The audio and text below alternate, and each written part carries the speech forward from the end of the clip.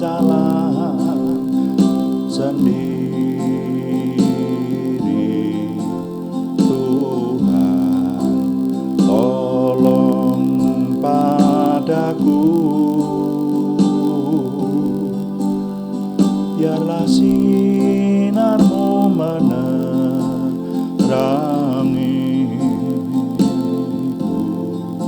sebab ku tak dapat jalan sendiri. Ku tak dapat jalan sendiri. Tuhan, tolong padaku, biarlah sinarmu menerangiku,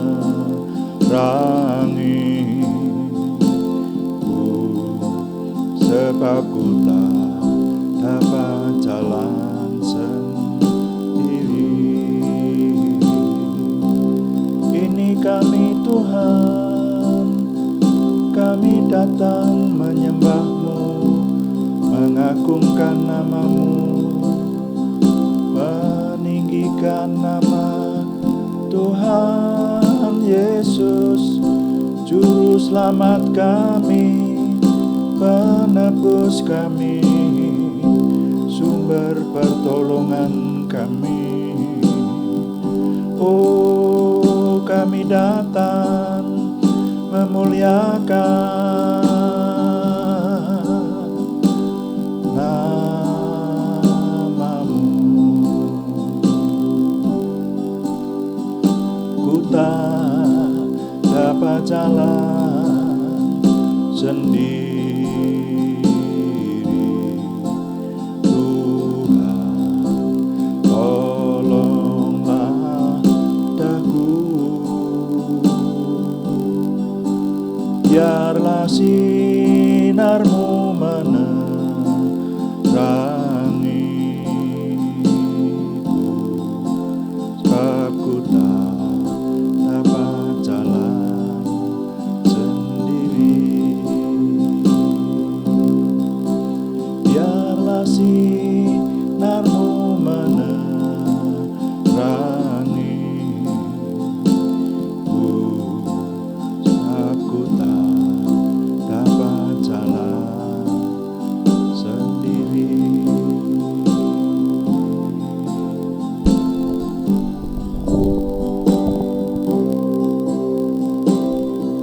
Kami mengucap syukur Tuhan untuk kesempatan yang Tuhan berikan. Kami berterima kasih untuk segala pertolongan dan pemeliharaan Tuhan, sehingga setiap hari kami boleh datang memuliakan Tuhan. Ini anugerah. Dan biarlah Tuhan terus memberikan anugerah-Mu, terus-menerus dapat kami rasakan. Dan kami semakin hari semakin dikuatkan oleh kuasa Roh Kudus yang menolong kami.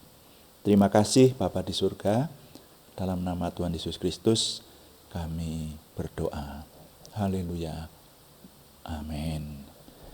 Selamat malam Bapak Ibu Saudara yang sudah bersama dengan kita di sini untuk melaksanakan doa malam hari ini, Saudara. Nah, puji Tuhan, setiap hari kita merasakan anugerah Tuhan yang besar. Kalau hari-hari ini banyak kabar menggemparkan, tapi Tuhan memberikan kepada kita bahkan dengan terobosan baru. Artinya dengan situasi khusus yang kita hadapi ini, kita terpacu, ya, termasuk saya dan tim juga terpacu untuk belajar mencari terobosan untuk kita bersekutu. Dan sekarang kita menikmatinya. Puji Tuhan, ini anugerah. Kita setiap hari meneliti firman Tuhan, dan dalam doa malam kita menelitinya dari kitab Amsal, saudara ya. Dan kemarin judulnya adalah pergumulan mencari kebenaran. Itu didasari oleh sebuah bagian firman Tuhan yang ada di kitab suci kita, Amsal pasal 14 ayat 12. Dan ini rupanya tidak hanya sekali kemarin sore kita renungkan, tapi nanti ini akan menjadi beberapa kali perenungan. Soalnya ini ayat ini memicu kepada saya untuk berpikir lebih dalam dan dalam lagi mengenai pencarian akan Tuhan, pencarian akan Yang Maha Kuasa, pencarian akan kebenaran itu sendiri. Dan baiklah kita baca dulu untuk mendasari ya. Amsal pasal 14 ayat 12. Firman Tuhan berkata, "Ada jalan yang disangka orang lurus, tetapi ujungnya menuju maut." Nah, kemarin sudah saya mulai bahwa saya dibesarkan di keluarga yang tadinya belum menjadi pengikut Tuhan Yesus Kristus, saudara ya. Jadi saya dibesarkan di sebuah keluarga yang kepercayaannya mempengaruhi hidup saya, dan itu paling tidak yang saya rasakan ada 3 yang kemarin sudah saya jelaskan sih ini, yaitu kepercayaan dari kakek saya, dari bapak gitu yang percaya kepada keyakinan lain, kemudian dari nenek saya yang dari ibu itu yang memiliki keyakinan Kristiani, lalu ayah ibu saya yang juga memiliki keyakinan lain, dan bahkan hal yang ketiga yang mempengaruhi saya adalah keyakinan akan adanya okultisme, keselamatan melalui keajaiban-keajaiban itu ya. Jadi ada 3 hal besar. Nah, itu sebabnya maka ketika mendapati ayat ini, dan saya sudah mulai tertarik kepada iman Kristen sebetulnya waktu itu. Tapi ayat ini mendorong saya untuk belajar lebih dalam lagi. Karena ini mengkili-kili gitu loh. Jadi kok di situ dikatakan bahwa ada jalan yang disangka orang lurus, tapi ujungnya menuju maut. Nah, itu kan sebetulnya kalau kita nih berbicara masalah Tuhan, masalah surga dan neraka, masalah roh, itu semuanya tidak kelihatan. Hanya katanya ada Tuhan, itu kan katanya. Karena kalau kita berbicara dengan bukti konkret atau sains, ya ilmu pengetahuan yang bisa dipertanggungjawabkan, kalau orang berkata bahwa ada seseorang namanya Imam Anu, misalnya seperti itu.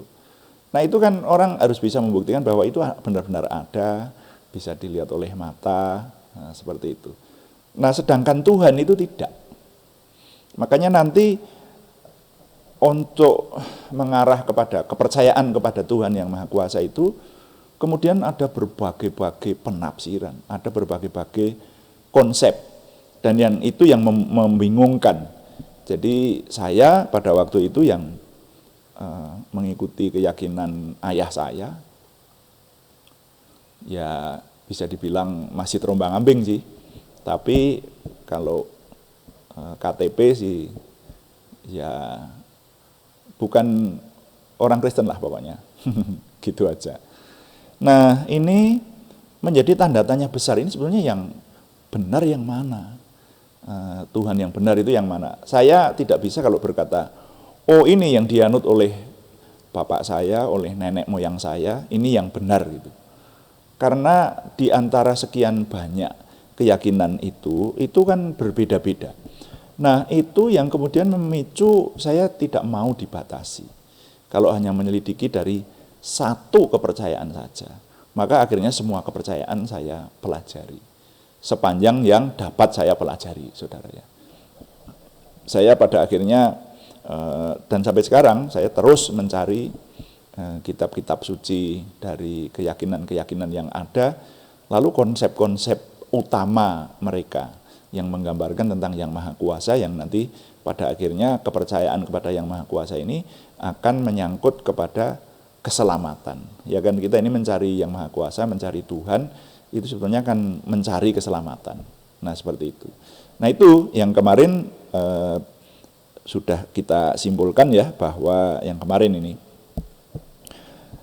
ini kesaksian ya. Jadi kesaksian ini saya tidak bermaksud mendiskreditkan siapapun, karena saya tidak menyebut nama atau nama agama atau nama keyakinan tertentu, kepercayaan tertentu dengan nama-nama jelas.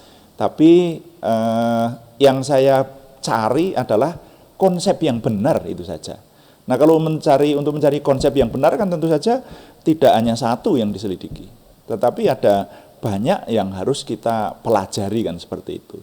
Itu loh saudara. Nah, jadi kalau orang mengatakan kemarin ya, kalau orang mengatakan bahwa keyakinan itu semuanya sama, menuju kepada surga semua, hanya jalannya berbeda-beda gitu.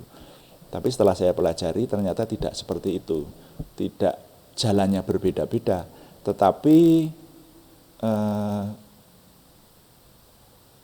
perbedaan jalan itu juga berbeda tujuannya. Jadi penggambarannya itu tidak sama. Yang satu menggambarkan bahwa akan pergi ke surga dan surganya wujudnya semacam ini begitu. Tapi yang lain tidak. Itu surganya beda lagi. Itu saudara ya. Lalu bahkan konsep tentang Tuhan, tentang yang Maha Kuasa itu berbeda jauh. Nah, ini yang sore hari ini saya ingin menyampaikan konsep tentang yang Maha Kuasa yang saya kenal. Nanti saya ajak saudara untuk merenungkan bersama dengan saya waktu itu saudara ya. Waktu itu saya sampai pernah satu ketika itu masuk di dalam kamar dan mengunci kamar. Mengunci kamar, dan karena begitu kebingungannya, kemarin kan judul perenungan sebelum ini makin menjadi tanda tanya, ya kan? Jadi makin menjadi tanda tanya itu bisa bingung itu. Jadi saya masuk di kamar, mengunci kamar, lalu saya berdoa kepada Yang Maha Kuasa. Doa saya kira-kira begini, Yang Maha Kuasa, tunjukkan dirimu kepada saya. Sebetulnya panjenengan itu siapa? Anda itu siapa? Tunjukkan kepada saya. Karena yang saya kenal sekarang ini, pencarian saya ternyata berbeda-beda. Lah ini yang benar yang mana? Gitu. Jadi saya membayangkan seperti berada di sebuah padang gurun dan saya berteriak keras, Yang Maha Kuasa, tolong saya, tunjukkan dirimu kepada saya supaya saya tidak keliru. Karena ini masalah masuk surga, masuk zaman akhir loh. Nah, banyak agama di dunia ini kan mengajarkan bahwa nanti setelah manusia itu dipanggil Tuhan itu tidak habis sama sekali, tapi masih ada nyawa yang nanti ada 2 tempat di sana. Rata-rata menggambarkan kan seperti itu, disebut apapun, ya, yaitu di tempat kemuliaan, disebut surga atau Taman Eden, Firdaus atau Nirwana atau apapun ya. Lalu yang satu adalah tempat siksaan, baik disebut neraka atau disebut apapun ya, itu tempat hukuman seperti itu. Nah, sehingga bagi saya ini hal yang serius. Saya berseru kepada Tuhan, Tuhan tunjukkan dirimu kepada saya. Nah, hasil pencarian saya itu kalau boleh saya sampaikan seperti ini. Yang pertama saya jumpai bahwa keyakinan yang ada di dekat saya itu mengajarkan Tuhan itu satu. Gitu. Tuhan itu esa, makanya disebut Allah yang Maha Esa atau Tuhan yang Maha Esa. Itu satu. Nah, ajaran yang akhirnya juga saya gumuli ini, yang namanya satu itu ya satu. Tidak 3 gitu loh, atau malah banyak gitu. Enggak, bukan begitu. Satu itu ya satu pribadi, seperti itu. Lalu kalau Tuhan itu satu pribadi, berarti Tuhan itu tidak bisa menjadi manusia. Karena nanti kalau Tuhan itu menjadi manusia, surganya kosong. Iya kan? Itu konsep pemikiran awal yang akhirnya juga saya ikuti, saudara. Dan keyakinan ini saya banyak setujunya waktu itu. Tuhan itu satu, iya. Yang menciptakan dunia ini hanya satu pribadi. Siapa itu?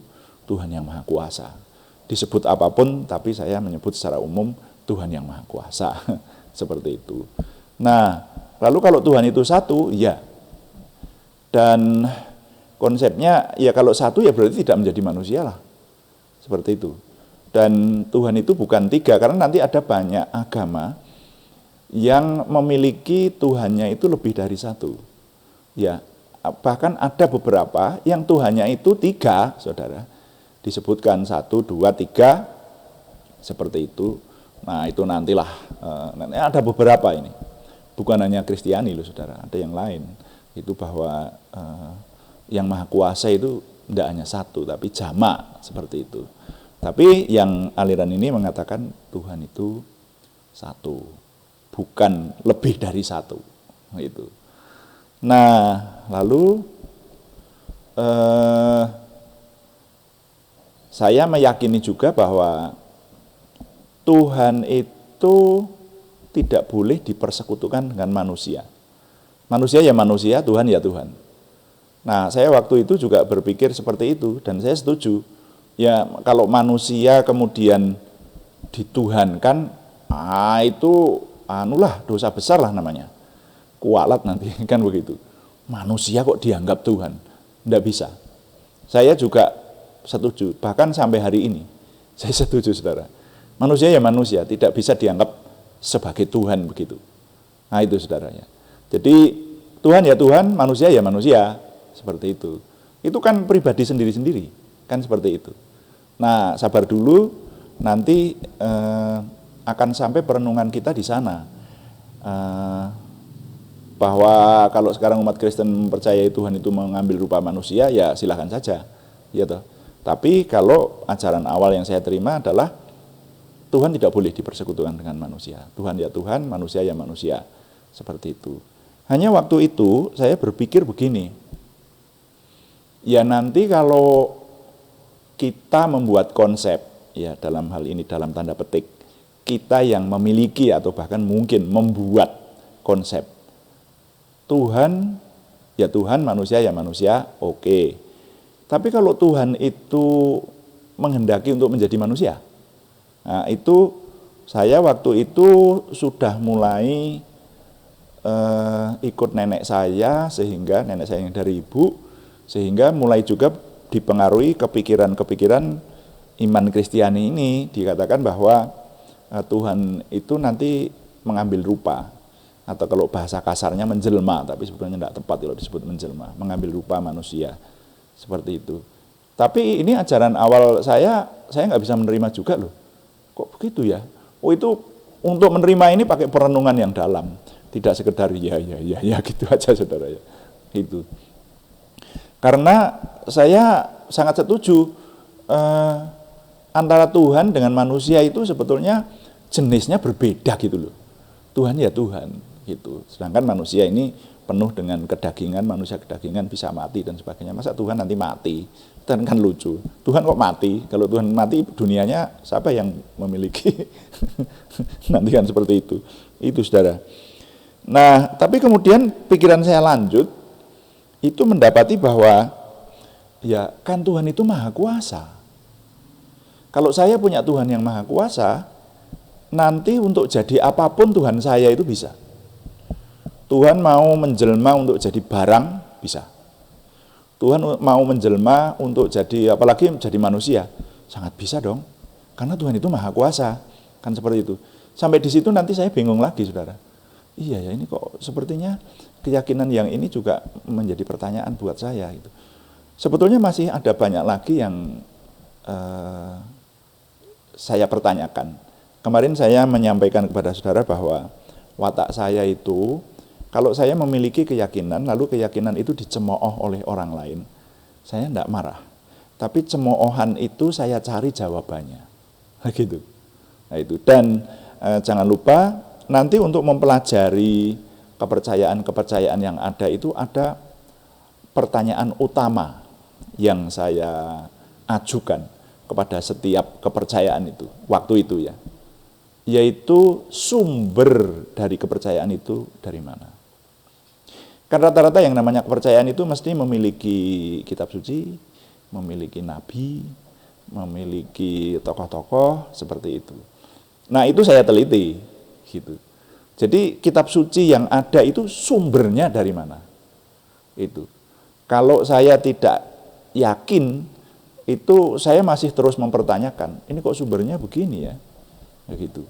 Nah, yang ini saya tidak bisa mengupas rinci di sini karena ini menyangkut kepercayaan orang lain juga, saudara ya. Saya tidak mau menjelekkan kepercayaan orang lain, tapi bagi saya, atau kalau boleh sekarang saya mengimpartasikan kepada saudara-saudara yang mau sepaham dengan saya, yang pertama harus dicari itu kalau berbicara mengenai konsep tentang Tuhan, itu konsep itu asalnya dari mana gitu loh. Contohnya, sekarang ada konsep bahwa Tuhan itu satu, Tuhan itu esa. Nah, yang berbicara pertama kali itu siapa? Yang kita ikuti ini sebetulnya konsepnya siapa? Nah, seperti itu. Itu nanti pada akhirnya akan ketemu,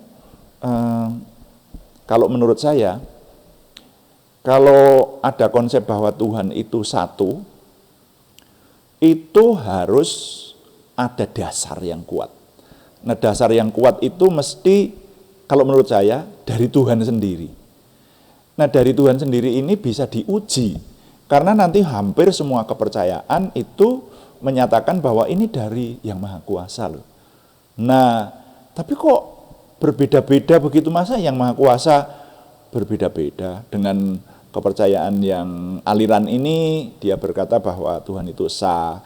Nanti yang lain lagi, Tuhan berkata bahwa Tuhan itu jamak, seperti itu. Nanti kepada yang lain lagi, Tuhan berkata bahwa sesembahanmu itu sebetulnya bisa berupa patung yang bisa disembah, seperti itu. Nah, ini membingungkan. Kalau dipikir kita bisa bingung, itu saudara. Tapi dari kebingungan itu semestinya kita bisa mendapatkan jawabannya. Justru karena banyak pertanyaan dan akhirnya mencari, maka akhirnya mendapatkan kebenaran yang sejati, paling tidak menurut diri kita, paling tidak menurut saya, gitu, paling tidak menurut konsep kita pribadi. Nah, kalau yang ini bisa disebut subjektif. Subjektif itu menurut pendapat pribadi, yang tidak apa-apa. Tapi kalau saya berani mempertanggungjawabkan secara luas. Jadi ini, saudara, ini saya ajak sekarang perenungan saya ini merambah hal-hal yang di luar iman kita. Oh iya toh, lah saya waktu itu kan belum beriman apa-apa, saya masih mencari, saudara. Seperti itu loh. Jadi saya mencari sebetulnya Yang Maha Kuasa itu siapa, seperti itu.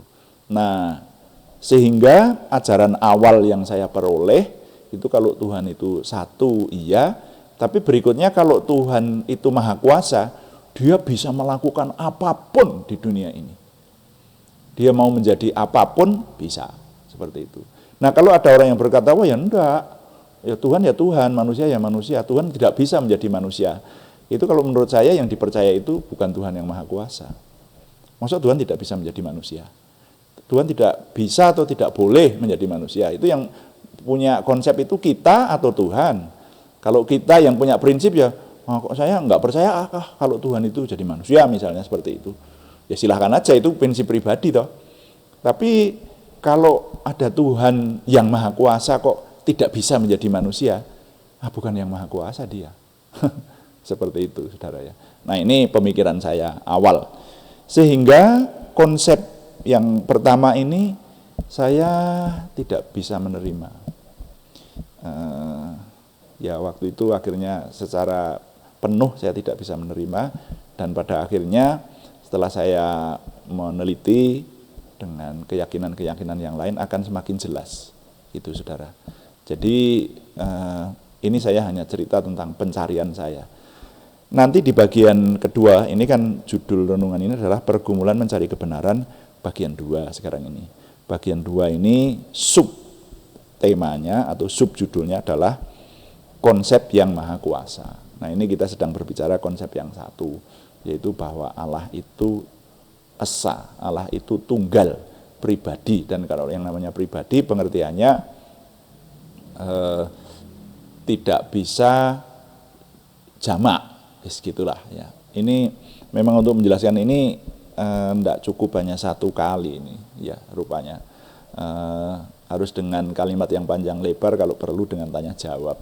Nanti saya juga terketuk untuk menjelaskan yang lebih rinci seperti itu. Hanya minta maaf sekali lagi, di forum ini saya tidak mau menjelekkan keyakinan lain. Saya bercerita bahwa saya mencari Tuhan. Ayat ini, Amsal pasal 14 ayat 12 ini mendorong saya untuk mencari Yang Maha Kuasa. Karena jangan sampai nanti saya, atau bahkan sekarang saya tularkan kepada saudara, jangan sampai saya dan saudara menganggap sudah berpegang ada jalan yang disangka orang lurus, tapi ternyata ujungnya menuju maut. Nah itu loh saudara, ini firman Tuhan ini waktu itu saya sudah mulai membaca kitab suci karena nenek saya yang dari ibu itu kemudian membelikan buku yang merupakan disebut kalau bahasa Jawa itu babat saka kitab suci gitu loh. Jadi kisah-kisah terutama yang berupa sejarah itu dimuat di situ dan dijelaskan panjang lebar gitu. Itu saya sudah mulai membaca seperti itu. Jadi sudah mulai mengenal. Nah, ini yang mendorong pada akhirnya saya belajar. Nah, oleh karena itu kalau boleh saya mengimpartasikan bahwa mari kita terus belajar. Sekarang kita sampai di bagian 2 ini adalah mengenai ada konsep-konsep yang maha kuasa. Nah, konsep yang maha kuasa yang tunggal itu ternyata bagi saya waktu itu menimbulkan banyak pertanyaan. Kalau sekarang sih sudah terjawab, tapi sekali lagi rasanya tidak bisa menjelaskan dengan rinci di sini, karena kalau berbicara yang namanya keyakinan itu sangat bersinggungan dengan orang banyak. Ya, keyakinan itu dan sangat menyangkut sebuah prinsip pribadi. Nah, prinsip pribadi ini berbeda-beda. Menurut saya mungkin bisa bilang, yang saya sampaikan ini objektif itu, tapi tetap orang lain akan mengatakan itu subjektif menurut kamu, kan begitu. Nah itu sebabnya maka saya hanya boleh menyimpulkan kepada saudara, konsep mengenai Allah yang esa, lalu Tuhan tidak bisa menjadi manusia itu masih tanda tanya, sehingga saya mencari yang lain, saudara, mencari konsep-konsep yang lain. Nah, konsep yang lain ini yang nanti akan kita renungkan juga di renungan bagian 3, ya. Pergumulan mencari kebenaran bagian 3 nanti. Nah, itu nanti ada beberapa yang saya catat, sehingga nanti saya sempat terombang-ambingkan loh, seperti itu. Sampai nanti bahkan ada yang keyakinan yang tidak percaya bahwa Tuhan itu ada, kan begitu. Nah itu seru itu sampai di situ. Nah baik, tapi untuk kali ini karena kita dibatasi waktu, sampai di situ dulu saja, bahwa saya masih tetap mencari konsep yang maha kuasa itu seperti apa. Nah konsep yang maha kuasa yang saya kenal, ini yang pertama saya sampaikan adalah Allah yang esa gitu. Allah yang esa itu penjelasannya cukup panjang dan itu belum memuaskan, sehingga pencarian ini belum ketemu. Nah, jadi sampai di sini, maka nanti akan dilanjutkan di perenungan berikutnya besok ya, besok sore, yaitu masih subjudulnya konsep yang maha kuasa yang ada banyak itu. Tuhan dipuji, amin.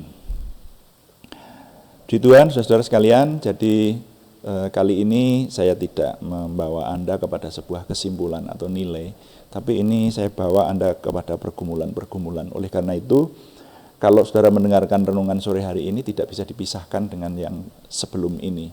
Dan bahkan nanti sesudahnya rasanya ini akan berurutan. Kalau saudara hanya mendengarkan perenungan ini saja, saudara akan bingung nanti. Ya, nah itu sebabnya anjuran saya, ya ikuti perenungan ini terus, sehingga nanti kita dapat mendapatkan nilainya pada bagian akhir tentu saja.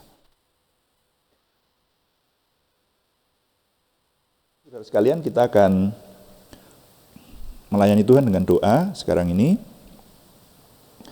Kita akan memujikan Ku Tak Dapat Jalan Sendiri, dan masih ada nama-nama yang harus kita panjatkan dalam doa kepada Tuhan. Kita akan melayani Tuhan dengan membawa beban dari saudara kita ini. Ini yang paling banyak adalah saudara kita yang membutuhkan kesembuhan dari Tuhan. Ku tak dapat jalan sendiri, dan kita akan berdoa. Haleluya.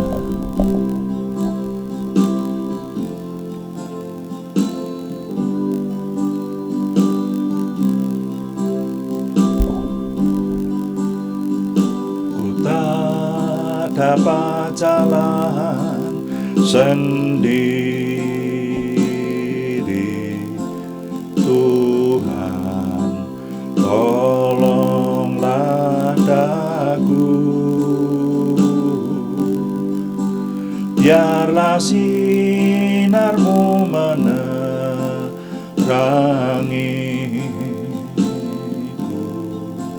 sebab ku tak dapat jalan sendiri,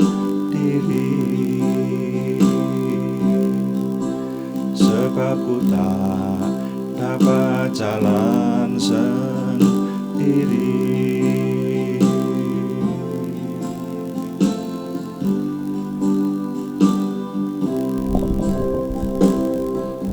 Bapa, kami menaikkan doa syafaat kami mengucap syukur untuk semua yang Tuhan anugerahkan. Terima kasih kalau firman Tuhan di dalam kitab Amsal memicu kami untuk belajar merenungkannya lebih dalam, supaya kami tidak tersesat, tetapi kami mendapatkan jalan yang lurus, itu yang sesungguhnya, mendapatkan kebenaran yang sejati dalam Tuhan. Karena itu, urapi kami semua, baik anakmu ini yang mengimpartasikan kesaksian maupun penjelasan dari tuntutan ayat yang kami baca ini, maupun kami semua yang merenungkannya, sehingga sungguh kami akan semakin dikuatkan ketika kami datang kepada Tuhan. Maka Tuhan adalah Tuhan yang benar, Tuhan yang maha kuasa, Tuhan yang menjadi sumber pertolongan kami satu-satunya dan sesembahan kami, sehingga iman kami tidak tersesat, bahkan juga pengertian kami, dan kami memiliki pemahaman yang kokoh kepada keselamatan yang sesungguhnya yang dari Tuhan itu. Terima kasih Bapa di surga, kami mengucap syukur, kami terus berdoa untuk situasi khusus yang sekarang dirasakan masih oleh dunia. Kami mohon khususnya di tengah bangsa dan negara kami, Tuhan tolong sehingga pemulihan segera terjadi. Tuhan, sekarang kami juga menyerahkan nama-nama yang akan kami panjatkan dalam doa, yaitu saudara kami yang membutuhkan kesembuhan dari Tuhan. Kami berseru dalam nama Tuhan Yesus Kristus, Yeshua HaMasiah itu, kami menyerahkan untuk Tuhan memberikan kesempurnaan kesembuhan dan pertumbuhan baik jasmaniah maupun kejiwaan. Kami berseru dalam nama Tuhan Yesus Kristus untuk saudara kami Aryati Wirawan, saudara kami Arni Setiawati, saudara kami Elizabeth Lianawati, saudara kami Budi Suswanti, saudara kami Yohanes Sutarman sekeluarga, saudara kami Moh Salam, semuanya di Purwodadi, saudara kami Sutekno Hadi Wijaya di Wirosari, saudara kami Endah Rukmati, saudara kami anak Alek Giovanno Wibowo, saudara kami Endang Duyambar Kustiah Surawan, saudara kami Tri Setiawati, semuanya di Salatiga. Saudara kami Kristiningsih Joko Widodo di Yogyakarta, saudara kami Siti Rondiah di Semarang, saudara kami anak Reinar di Jakarta, dan juga saudara kami Wahyu Dunung Raharjo di Kartosuro. Kami menyerahkan Tuhan yang menolong, Tuhan memberikan kesembuhan sesuai dengan kemurahan Tuhan yang besar. Terima kasih Bapak, terima kasih, kami mengucap syukur. Kami juga menyerahkan pergumulan yang lain selain kesembuhan dari saudara kami Sri Purwati di Penawangan, saudara kami Yohana Asri Sabtorini di Kediri, saudara kami Teguh Purwanto di Jakarta. Tuhan menjawab doa mereka ini, Tuhan memberikan pertolongan Tuhan, memberikan jawaban doa, Tuhan memberikan jalan keluar, terobosan baru, sehingga pertolongan Tuhan nyata atas kami semua. Terima kasih Bapa di surga, kami mohon Tuhan yang menolong sehingga semuanya menjadikan nama Tuhan dimuliakan. Kami menyerahkan Tuhan yang memberikan kepada kami kesempurnaan semua yang kami kerjakan, bahkan juga kesempurnaan iman, kesempurnaan hidup kami di hadapan Tuhan. Sehingga kami dalam melayani Tuhan, Tuhan sempurnakan dari kerelaan hati kami, dari kesatuan hati tim kami, dan juga saudara kami yang bersekutu, menyatukan hati dalam doa ini melayani Tuhan, juga disatukan, disempurnakan Tuhan dalam menguasai mekanisme yang ada, juga kesempurnaan peralatan. Terima kasih, Tuhan senantiasa menolong kami dengan cara-Mu yang luar biasa, sehingga semuanya ini dapat terlaksana. Semuanya kami dedikasikan untuk memuliakan Tuhan dan menjadi berkat buat kami semua, sehingga setiap hari, terima kasih Tuhan, kami diberikan semakin merasakan percaya diri disertai oleh Tuhan, semakin merasakan antusiasme dan optimisme, semangat dan bergairah menyambut masa depan kami untuk menang bersama dengan Tuhan. Terima kasih Bapa di surga, kami menyerahkan semuanya dalam pimpinan Roh Kudus, dalam pimpinan Tuhan sendiri. Keberhasilan kami adalah hanya kasih karunia dan kemurahan Tuhan yang besar saja. Kami mohon Tuhan yang menyempurnakan doa kami oleh pertolongan dan pimpinan Roh Kudus. Semuanya kami persembahkan dengan mantap percaya dalam nama Tuhan Yesus Kristus Juru Selamat kami. Haleluya. Amin. Demikian doa malam hari ini. Terima kasih kepada semua yang sudah mendukung, dan harapan kami ini, teman-teman ini yang pada bertemu dengan saya berkata, saya sebetulnya ikut terus loh, tapi jarang masuk di chatting. Masuk dong supaya kami bersemangat lah ya, menyemangati kami, karena Anda mendukung, ikut, dan kelihatan di situ bahwa Anda mendukung kami seperti itu ya. Ada nama-nama yang belum saya kenal, tapi enggak apa-apa, tetap kami berterima kasih, tetaplah bersama kami, dan bahkan terus mendukung dengan dukungan doa, like, komen, dan share, juga subscribe, bagikan kepada teman-teman lain sehingga banyak yang mendukung, banyak yang diberkati bersama kita. Selamat malam, Tuhan memberkati. Amin.